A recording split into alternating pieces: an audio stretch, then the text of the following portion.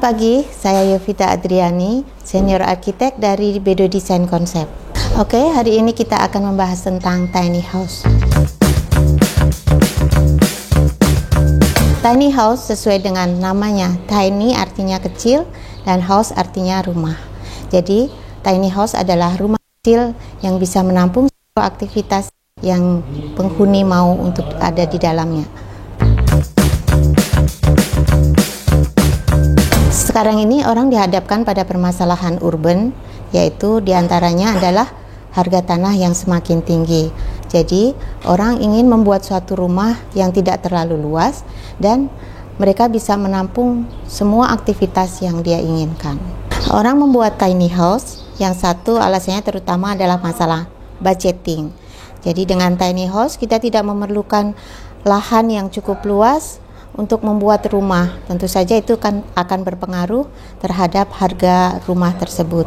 Yang kedua adalah masalah kebutuhan. Ya, anak-anak milenial kemungkinan dia tidak membutuhkan ruang yang cukup kompleks seperti orang-orang yang sudah mapan. Jadi bisa membuat rumah dengan bentuk yang kompak dan dengan ruang-ruang yang fungsional. Tiny house bisa menjadi pilihan karena dewasa ini kan banyak anak-anak muda yang kerja remote di rumah, kemudian juga mereka kerja freelance, jadi membutuhkan satu tempat yang mungkin tidak terlalu besar di rumah, tapi mereka bisa melakukan aktivitas kerja mereka secara nyaman. Ya, rumah tidak hanya sebagai living, tapi dia juga sebagai tempat untuk working. Kelebihan kenapa kita bisa memilih tiny house, yang pertama adalah kita bisa memanfaatkan ruang-ruang itu secara maksimal. Ya. Ruang-ruang didesain secara fungsional tergantung dari kebutuhan pemiliknya. Kita bisa memanfaatkan space yang cukup kecil, tapi bisa membuat foto produk mereka. Jadi di bawah, di lantai 1 kita bisa memanfaatkan sebagai tempat working, sekaligus juga sebagai tempat untuk menerima tamu-tamu yang mungkin datang ke tempat itu. Kita bisa membuat zonasi antara ruang bawah dengan ruang yang ada di atas. Maksudnya kita tidak harus membuat rumah itu menjadi 2 lantai, tapi kita bisa memanfaatkan ruang di bawah atap untuk tempat tidur si penghuni rumah. Ini adalah salah satu contoh studi case yang akan kita bahas sekarang. Jadi dari luar kelihatan bahwa muka bangunan ini mungkin tidak terlalu lebar. Dengan bentuk bangunan juga yang simple, minimalis ya. Pintu di depan itu hanya ada satu yang mengakses ke dalam. Saya kira sekarang juga anak-anak muda tidak terlalu banyak menerima tamu di rumah ya, karena mereka biasanya hangout di kafe dan lain sebagainya untuk bisa berkumpul dengan relasi mereka.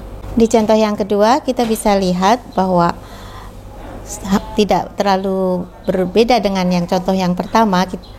Pintunya pun juga kecil. Kemudian di atas kita lihat ada jendela yang merupakan jendela dari ruang tidur di bawah atap.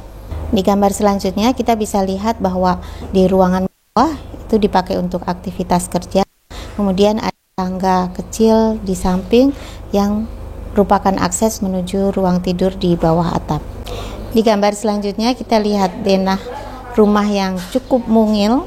Jadi di bawah itu kita hanya menempatkan satu kamar mandi, kemudian ada ruang serbaguna yang bisa digunakan untuk studio dan juga dapur kecil. Nah, ruang di atas digunakan sebagai tempat tidur dengan tangga melingkar untuk akses ke atas.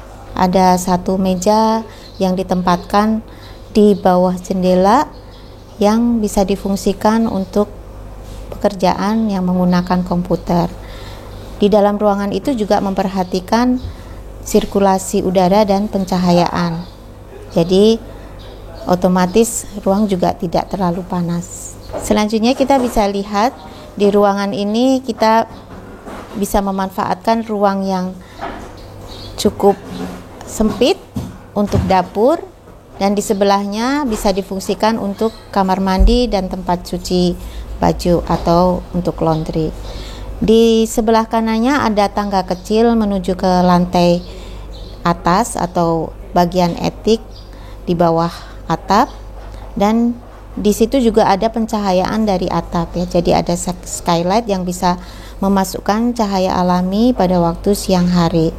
Dan untuk bagian kiri dimanfaatkan untuk rak-rak yang bisa dipakai untuk menyimpan peralatan ataupun perlengkapan yang dimiliki.